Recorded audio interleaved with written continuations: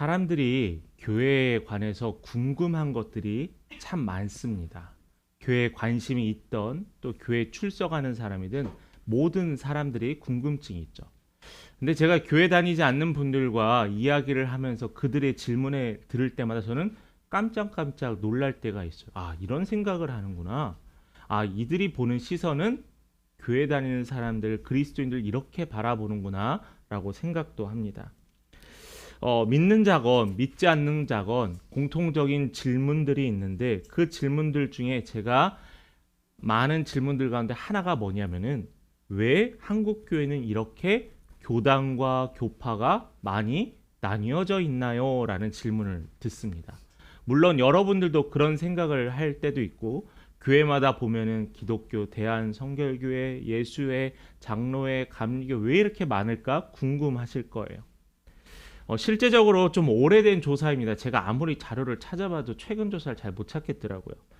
2018년 조사에 따르면 개신교 교단의 숫자가 몇 개인지 아세요? 374개입니다. 물론 이단도 포함하고 어마어마한 숫자죠. 물론 그 가운데 대한예수교 장로회라고 우리나라에서 가장 큰 교단이 이 교단이 무려 286개였습니다. 물론 시간이 지날수록 더 점점 많아진다라는 비공식적인 조사들도 있긴 합니다. 물론 자체적으로 간판을 내건 교단도 있겠지만 사실 솔직하게 이렇게 교단이 많아진 이유는 분열 때문에 많아진 거거든요. 그러다 보니 대부분의 사람들, 특별히 믿지 않는 사람들의 눈에는 한국교회 분열이 그들의 이권 다툼이고 그들의 욕심 때문이다라는 색안경을 끼고 볼 수밖에 없습니다. 당연한 거라고 저는 생각을 합니다. 이런 분열은 제가 큰 결정을 하거나 한국교회에 큰 영향력을 끼치는 목회자는 아니지만 그러나 한국교회에 속해 있는 한 명의 목회자로서 부끄러운 일인 것은 분명합니다. 물론 분열하면서 또 교단을 세우면서 각자 주장하는 것들이 있어요. 정당성을 주장합니다. 그런데 정답부터 얘기하자면 성경에는 분열이라는 것에 대해서 이야기하고 있지 않다라는 거예요. 우리가 이미 충분히 예상하고 있지만은 그 분열의 이면에는요, 지역의 기반도 있고요, 더 큰 권력의 기반도 있고요, 또 부끄럽게 돈이라는 것도 쓰임 받을 때가 있습니다. 그런데 성경에 보면은 구약의 이스라엘 공동체는 하나님이 보시기에 어땠어요? 많은 지파가 있고 수많은 이스라엘 백성들이 있지만은 하나님께서는 이스라엘 백성들 향하여서 이스라엘이라고 딱 하나로 지칭했습니다. 또한 이것뿐입니까? 초대교회 공동체 안에서도 지역과 인종, 배움과 부 각자 다 달랐지만은 초대교회를 우리는 초대교회라 하나로 보았습니다. 때론 이단들이 교회를 혼란스럽게 했지만 이 복음으로 무장된 하나된 교회를 넘어뜨릴 수는 없었다라는 거죠. 그리고 다시 한번 이야기하죠. 성경 안에는 교단이나 교파에 대해서 이야기하고 있지 않아요. 지금 저희가 매주 금요일 날마다 고린도전서 강해를 하고 있는데 바울이 고린도 교회에서 맨 처음 썼던 서신의 목적이 뭐였냐면은 고린도 교회 안에 분열과 분파가 생기기 시작하는 거예요. 여러분은 세례 누구한테 받으셨습니까? 기억들 하시죠? 근데 이 고린도 교회 안에서는 나는 바울에게 세례를 받았어, 나는 바나바에게 세례를 받았어, 나는 베드로에게 세례를 받았어 하면서 이렇게 누가 나에게 세례를 줬느냐에 따라서 분파가 갈라지기 시작했다라는 거예요. 그래서 바울은 편지를 썼던 겁니다. 교회의 머리이신 예수 그리스도는 예수를 중심으로 하나된 교회를 바라신다라는 거죠. 실제적으로 이렇게 우리가 먼저 하나 되지 못하는데 어떻게 이 분열된 이 나라의 통합을 위해서 우리가 무슨 힘을 쓸 수 있겠습니까? 이렇게 통합 분열되어 가지고 남과 북에 갈라진 이 남과 북의 현실에 어떻게 우리가 윤활유와 같은 작용을 할 수 있겠어요? 저는 교회가 통합하자라는 거대한 이야기를 하려는 게 아닙니다. 우리에게 주어진 공통된 비전을 재확인하자는 거죠. 우리가 신앙생활을 무엇을 중심으로 해야 되는지, 우리 교회들이 누구를 중심으로 신앙생활하고 교회 활동을 해야 되는지 우리 재확인하는 시간이 되기를 간절히 소망합니다. 그럼 첫째로 믿는다는 것이 무엇이냐라는 거예요. 여러분 소모임에서 꼭 나누면 믿는다는 게 무엇일까? 교회 강단에서요, 동일하게 모든 많은 강단에서 매주마다 말하는 게 뭐냐면은 믿으세요, 믿음을 가지세요, 단단한 믿음을 가지세요라고 이야기를 합니다. 그러면서 보지 않고 믿는 믿음이 정말 큽니다. 믿음의 열매를 맺는 여러분들이 되시길 바랍니다. 라고 이야기를 해요. 과연 이 도대체 믿음이 뭐길래 매일매일 이 강단에서 선포되어지고 우리는 나의 믿음의 연약함을 놓고 울며 나의 믿음의 담대함을 위해서 기도하는지 오늘 그 본문의 1절에 이야기가 나타나 있습니다. 우리 같이 한번 본문의 1절 같이 읽어보겠습니다. 함께 읽습니다. 시작. 너희는 마음에 근심하지 말라. 하나님을 믿으니 또 나를 믿으라. 아멘. 예수님 오늘 본문에서 뭐라고 하셨어요? 너희는 마음에 근심하지 말래요. 이 말은 예수 믿으니까 너희 마음에 근심할 이유가 전혀 없다라는 말이 아닙니다. 너의 마음에 너의 상황에 근심할 것이 있지만은 누구를 믿으래요? 예수를 믿으래요. 나를 믿으면 근심할 것이 없다라는 말입니다. 우리가 살아가며 근심할 만한 것들이 정말 많이 있습니다. 저도 자녀가 걱정이고요. 자녀를 키우다 보니까 태어나서도 걱정, 나아가서도 걱정이 들어요. 또 교회에서도 성도 한 명이 왔는데 너무나 기쁘면서 동시에 또 믿음의 어려움을 겪는 성도는 또 너무나 걱정됩니다. 또 다른 예를 한번 들어볼까요? 지금 당장 직장을 잃을 위기가 놓여 있는 분이 있었습니다. 그분은 이런 생각, 왜 나에게 이런 일이 생길까? 나는 교회 활동도 열심히 하고 신앙생활도 정말 열심히 하고 나는 믿음 생활이 참 좋았어 라고 생각하는데 왜 나에게 이런 일이 생길까? 직장에서 해고하려는 움직임이 보입니다. 이 직장은 내가 들어가고 내가 나오고 내가 결정하는 일인데 왜 저 직장에서 상사는 왜 나를 해고하려 하는 걸까라고 하면서 자존심도 상하고 또 불안하기도 합니다. 그런데 이런 상황이 교회 다니지 않는 사람들만의 이야기는 아니에요. 그리스도인들에게도 분명히 일어날 수 있는 일입니다. 그러면 이런 생각을 할 거예요. 왜 나는 신앙생활하고 잘 되려고 믿음 생활하는데 왜 나는 이런 어려움이 그들과 똑같이 생기는 걸까? 그들과 똑같다라면 나의 시간과 나의 노력을 예배를 위해서 써야 할 필요가 있을까라는 질문을 하게 됩니다. 분명히 우리는 이렇게 생각합니다. 예수님은 그래서 우리에게 말씀하시는 거예요. 믿음을 가진 사람은 뭐냐면요. 직장을 잃는 것보다 이 직장을 잃고 그 이후에 인도하실 하나님을 믿는 거거든요. 근데 예수를 알지 못하는 사람은 직장을 잃는 그 자체의 절망과 슬픔에 빠진다라는 거죠. 그러니까 우리의 믿음은 다른 시선을 갖는 겁니다.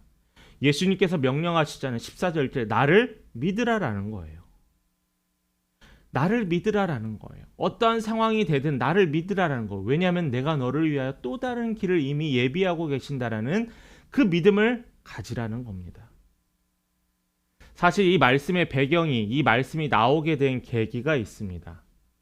제자들 가운데 가룟 유다가 이 자리에서 잠시 떠났어요. 남아있는 11명의 제자들에게 하시는 말씀인데 우리가 요한복음 13장 21절의 말씀 한번 볼까요? 예수께서 이 말씀을 하시고 심령이 괴로워 증언하여 이르시되 내가 진실로 진실로 너희에게 이르노니 너희 중 하나가 나를 팔리라 하시니라는 거예요. 그러니까 예수님께서 이 마지막 제자의 발을 씻기시고 다 모여있는 이 자리에서 예수께서 가룟 유다가 잠시 자리를 비어있는 그 시간에 너희 중에 나를 팔리라라는 거예요. 배신에 대해서 이야기를 하고 있죠. 이 말은 제자들에게 너무나 큰 충격이었습니다.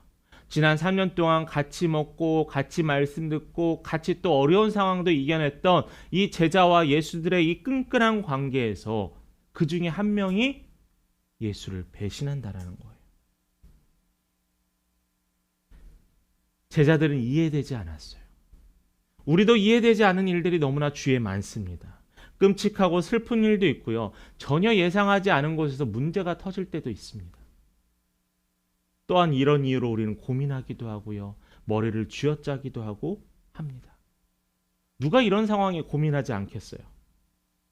그렇지만 제자들이 고민하는 이유가 있습니다. 그 일에 벌어지는 내막을 모르기 때문이라는 거예요. 제가 누군가와 대화를 합니다. 그 사람의 대화를 하면서 그 사람의 어투, 말, 행동, 옷, 또 그 사람의 배경들을 알면은 그 사람이 하는 말의 의미를 제가 무엇인지 잘 알 수 있겠죠. 그렇지만 제가 그 사람을 통해서 말이나 대화를 통해서 알아듣는다 할지라도 문제가 뭐냐면은 그 사람에 대해서 제가 다 모든 걸 알 수는 없어요. 지나간 과거에 있었던 모든 것을 다 알 수가 없다는 거죠. 그런데 우리 하나님은 어떤 분이시냐? 입체적으로 다 아시는 거예요. 과거에 내가 무엇을 하고 어떤 생각을 했고 어떤 사람들을 만났고 우리 하나님은 모든 것을 아시는 그분이시라는 거죠. 제자들은요, 예수님께서 이 말씀을 하시면서 제자들의 말에 집중은 뭐냐면 예수님이 우리 중에 누군가가 배신한대. 예수님이 우리를 떠나신대. 그 말에만 집중하고 있는 거예요. 왜요? 예수님을 알지 못하기 때문이죠. 여기서 우리가 해야 될 일은 너무나 간단합니다. 믿는 거예요. 믿는 거. 여러분 성경 책 중에서 믿는다는 것이다라는 책이 있습니다. 그 책에 나와 있는 말은 믿음은 하나님의 주권적인 사랑으로 주어진 선물이면서 동시에 예수를 만나 그분을 알고 찾아가고자 하는 열망입니다.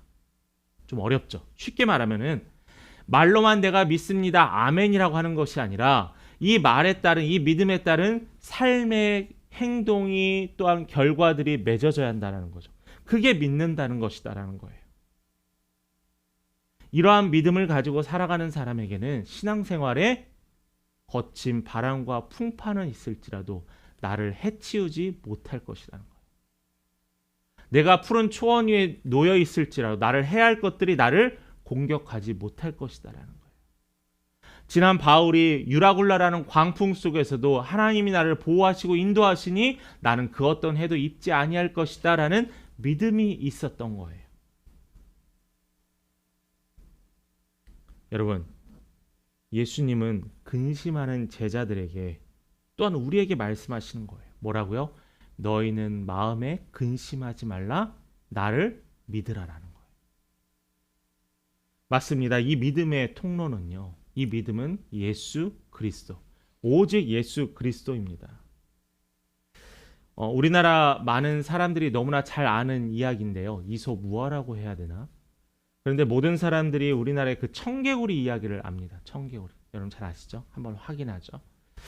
이 청개구리가 엄마의 말에 항상 반대로 해서 청개구리였습니다. 근데 이 엄마가 병에 들어 죽게 되었는데 자신을 묻어달라는 유언을 합니다. 그런데 이 엄마가 이 아이는 항상 반대로 하니까 반대로 말하면은 나를 안전한 곳에 묻어주겠지라고 생각을 합니다. 그러나 이 청개구리는 또 반대로 어머니의 마지막 말인데 그래도 내가 잘 들어야겠지라고 생각합니다. 그러면서 그 어머니를 강가에 무덤에 놓고 비가 올 때마다 청개구리가 운다라는 거죠. 이후 청개구리는 비만 오면 울었습니다. 그게 그 이야기의 중심적인 내용이었습니다. 저는 여기에서 무슨 이야기를 하고 싶냐면 유언에 대해서 한번 이야기하고 싶거든요. 청개구리가 맨날 말을 안 듣다가 왜 하필이면 이 유언의 말을 들을까? 유언이 가지는 무게가 다르기 때문이에요. 매일매일 하는 소리지만 마지막 사람이 죽을 때 하는 이야기는 다르다라는 거예요. 중요하고 진실된 말, 아주 요약하며 하는 이야기가 이 유언이죠. 오늘 본문도 예수께서 자신의 임박한 죽음에 대해서 알고 계셨어요. 제자들에게 이미 여러 차례 이야기하셨어요. 그러나 그들은 알지 못하고 예수의 그냥 앞에서 하는 이야기에만 집중하고 있었습니다. 왜냐하면 그들의 삶에서는 항상 가리웠던 게 있었거든요. 내가 나의 삶을 내어버리고 가족도 놓고 삶의 터전도 놓고 예수를 따랐던 이유는 예수를 따르면 내가 권력을 잡고 내가 추후에 큰 명예를 얻을 것이다 라는 소망이 있었기 때문입니다.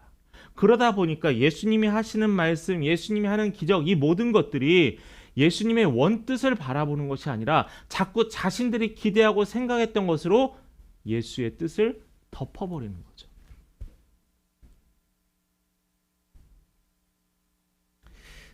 참 하나님이 하셨습니다라는 말을 쉽게 이야기하는 때도 있습니다. 내가 원하는 대로 하면은 하나님이 하신 거고, 내가 원치 않는 대로 이루어지면은 하나님이 하지 않으신 거다라고 생각해요. 이것의 문제가 뭔지 아세요? 기준이 나라는 거예요. 내가 바라는 것이다라는 거예요. 우리의 신앙생활도 그렇게 될 위험이 너무 큽니다. 중보기도도 하고 여러분 기도 시간에 여러분 각자의 기도 제목을 놓고 기도합니다. 여러분 기도해야 돼요. 기도해야 돼요. 기도하지 않으면 죽어요, 진짜. 근데 이 기도하는 가운데서 예수가 바라시고 하나님이 원하시는 기도를 해야 한다는 거예요. 그렇기 위해서는 하나님께 뜻을 구해야 하는 거죠. 그러나 이 제자들은요, 예수의 뜻과 계획에 대해서는 알지 못해요. 예수가 이미 말씀하신 것에 대해서는 그들은 들었으나 듣지 못했던 겁니다. 그들은 또한 두려웠어요. 당시 지도층들이 점점 예수를 잡아 죽이려고 했기 때문에. 자신들이 예수와 함께라면 잘 버텨내고 이겨낼 수 있을 텐데, 예수가 만약 그들을 떠난다면 그들은 두려워 뿔뿔이 흩어질 거기 때문입니다. 실제적으로 예수님께서 십자가에 달려 돌아가신 이후에 그들은 뿔뿔이 흩어졌어요. 예수님께서는 제자들에게 상황을 아시면서 그들에게 말씀하십니다. 4절 말씀입니다. 함께 같이 읽어봅니다. 시작. 내가 어디로 가든지 그 길을 너희가 아느니라. 맞아요. 이미 내가 너희에게 얘기했다는 거예요. 너희가 나의 말을 알고 너희가 나의 말에 집중했다면 안다라는 거예요. 말씀 시간이 30분 정도 됩니다. 그러죠? 여러분 30분에 익숙해졌죠. 만약 여러분 50분 설교하는 교회 가서 예배를 드린다고 합시다. 그러면 여러분 어떻겠어요? 좀이 쑤시고 허리가 아프고 왜 이렇게 길어라고 합니다. 근데 여러분이 20분 설교하는 곳에 말씀을 들었어요. 그럼 여러분 뭔가 찝찝한데? 오늘 예배 드린 것 같지 않은데? 그 생각이 듭니다. 여러분, 말씀의 시간이 중요한 게 아니라 말씀이 여러분의 것이 돼야 돼요. 왜 매일매일 똑같은 패턴의 말씀들이 나오는지 아세요? 그런 이야기들 하죠. 목사님이 설교의 중심 내용이 믿음을 갖고 기도를 하고 예배를 드리고 찬송을 하고 하나님께 영광을 돌려 매번 거의 똑같은 이야기 아니에요? 라고 질문을 해요. 답은 뻔해요. 말씀대로 살지 않으니까요. 여러분들이 어렸을 때 생각해요. 여러분 부모님들이 야, 손 닦고 밥 먹으라는 말 얼마나 많이 했어요. 왜 했을까요? 손 닦고 밥을 안 먹으니까요. 저는 물론 그 세대가 아니에요. 초등학교 때 이 앞에 손수건 끼면서 맨날 코 닦는 세대는 저는 아니에요. 왜 맨날 꽂아놓겠어요? 왜 코 닦으라고 하겠어요? 안 닦으니까요. 여러분, 말씀도 마찬가지예요. 예수님께서 이미 너희에게 하신 이야기를 왜 너희는 듣지 않았냐라는 거예요. 내가 너희들의 한 이야기를 통하여서 너희들은 확인하라는 거죠. 근데 그때 용감한 도마가 등장합니다. 5절 말씀 봅니다. 도마가 이르되 주여 주께서 어디로 가시는지 우리가 알지 못하거늘 그 길을 어찌 알겠사옵나이까. 도마에 대한 이야기는 잘 나오지 않는 우리가 기억하는 두 가지 이야기가 바로 이 말씀하고 나중에 예수가 부활하신 후에 예수가 부활했는지 안 했는지 옆구리에 손을 넣어보는 그 도마입니다. 여러분 도마, 야 너는 왜 이렇게 믿음이 없냐? 내가 만약 예수와 3년 동안 같이 사역했다면은 나는 다 믿고 그냥 보기만 해도 말하지 않아도 믿을 거야 라고 생각. 여러분 혹시 자신하십니까? 아니요.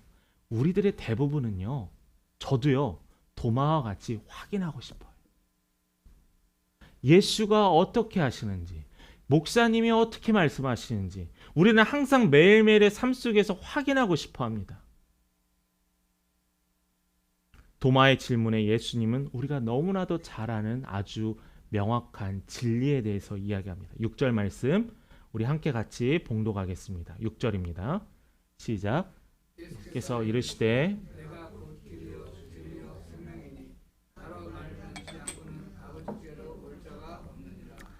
아멘.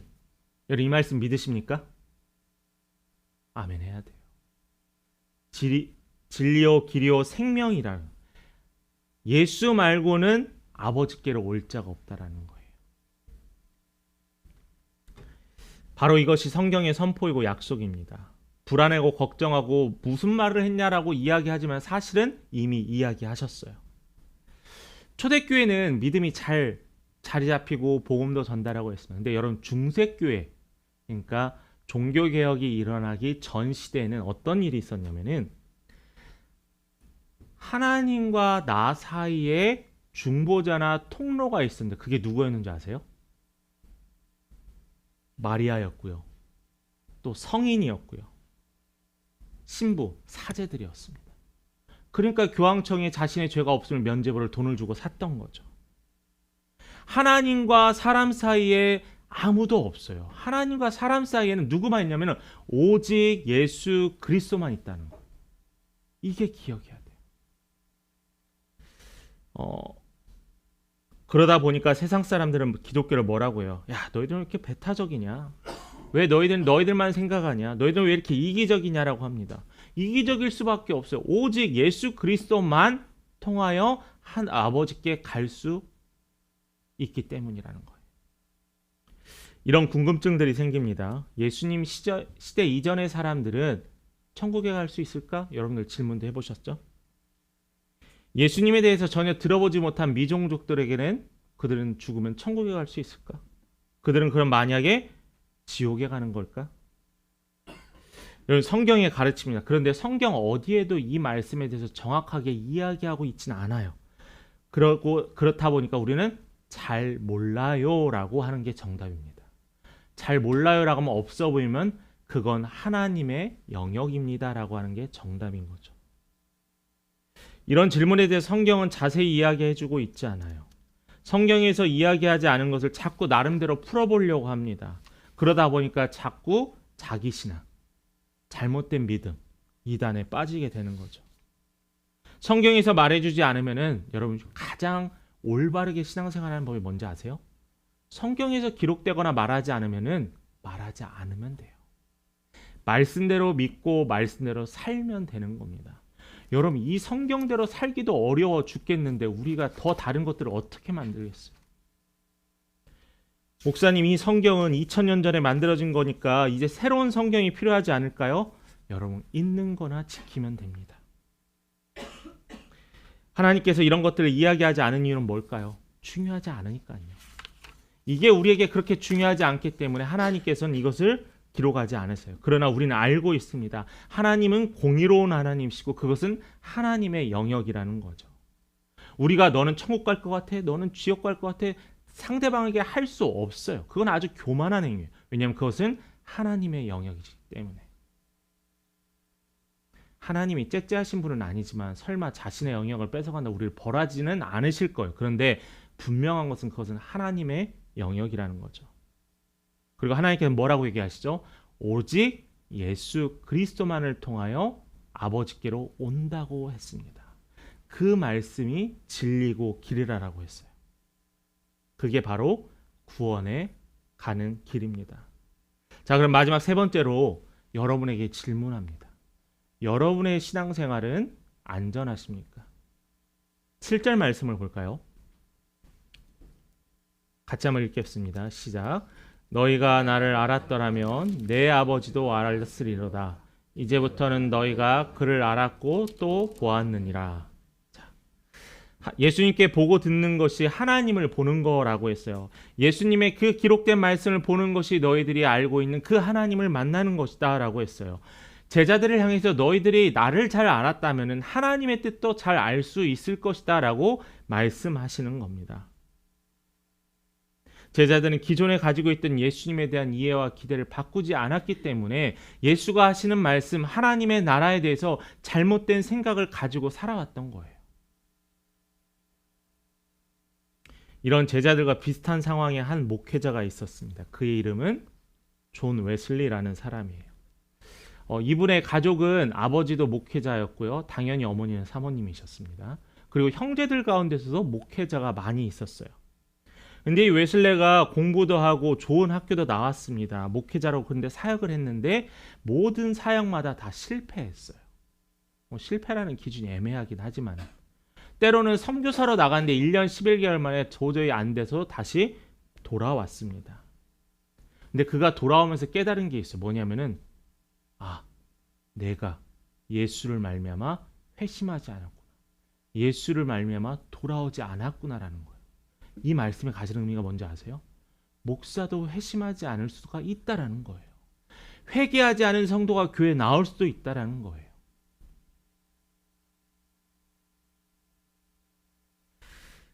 그러면서 사람들에게 예수 믿으라라고 말하는 게 가능했다라는 겁니다. 이 웨슬레는 깨달았어요. 그럼 1738년에 5월의 한 저녁에 올더스케이시라는 이 거리에서 로마서 주석의 서문을 읽는 가운데 깨닫게 되었어요. 하나님께서 예수를 통해 믿는 자들의 마음속에 일으키는 변화를 보게 됐어요. 그로부터 6개월 후에 한 모임에서 새벽에 하나님의 능력이 임해서 쓰러지는 사람들의 모습을 보면서 이 두 가지 사건을 통해서 이 웨슬레는 오로지 예수 그리스도만이 통로가 되고 주인 되신다는 것을 그는 알게 되고 깨닫게 되었다는 거죠. 여러분, 예수님을 통해서 천국 간다는 거 여러분 다 아세요. 십자가에 달려 돌아가신 예수 그리스도로 말미암아 우리가 구원을 얻는다는 거 우리 모두 다 알아요. 그런데 우리의 모든 삶의 영역에서 예수를 통해서 예수가 먼저이냐라는 거예요. 나의 삶에 결정해야 될 문제, 내가 삶에 선택해야 될 문제, 이런 많은 것들 가운데 예수가 먼저였냐라는 거예요. 어떤 경험 있는 자, 어떤 저명한 사람을 쫓아서 그 사람의 의견을 받아들이는 것이었나 한번 우리는 돌아봐야 한다는 거죠. 왜요?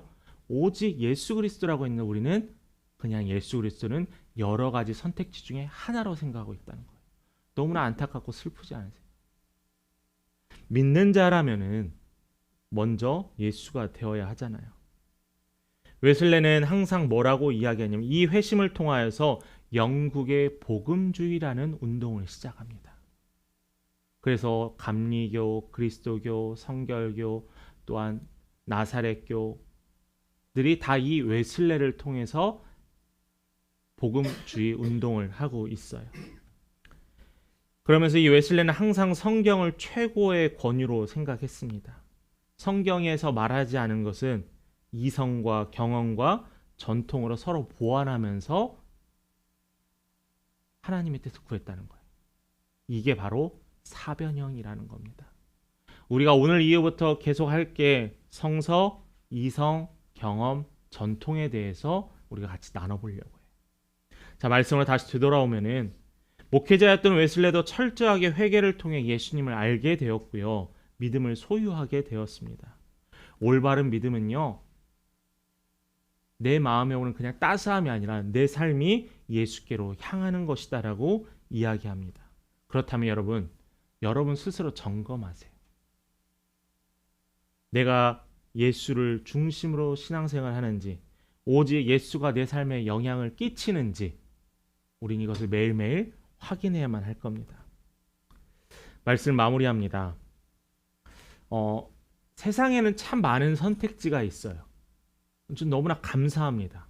만약 한 길만 주어졌으면 그것도 또 그 나름대로 제 마음에 고민이 됐을 거예요. 그렇지만 우리는 성공한 사람들의 이야기를 들으면서 왜 나는 저 사람과 같은 이야기와 기회가 없을까라고 원망하기도 합니다. 부럽기도 합니다. 그러면서 나는 하나님께 기도해. 하나님, 나도 저 사람과 같은 기회 주세요. 그럼 제가 잘 할게요. 그러나 여러분, 이것이 중요한 것이 아니에요. 우리는 이미 선택했어요. 아니, 선택을 받았습니다. 우리가 세상을 살면서 가장 제일 잘한 선택은 이 시간에 예배를 드리고 우리의 삶에서 오직 예수 그리스도가 가장 우선되는 게 우리 삶에서 제일 잘한 선택이라는 거예요. 그렇다면은 여러분 끊이지 않고 예수를 바라보시기 바랍니다. 여러분에게 이야기하고 싶어요. 여러분 힘쓰지 마세요. 발버둥 치지 마세요. 또 원망하지 마세요.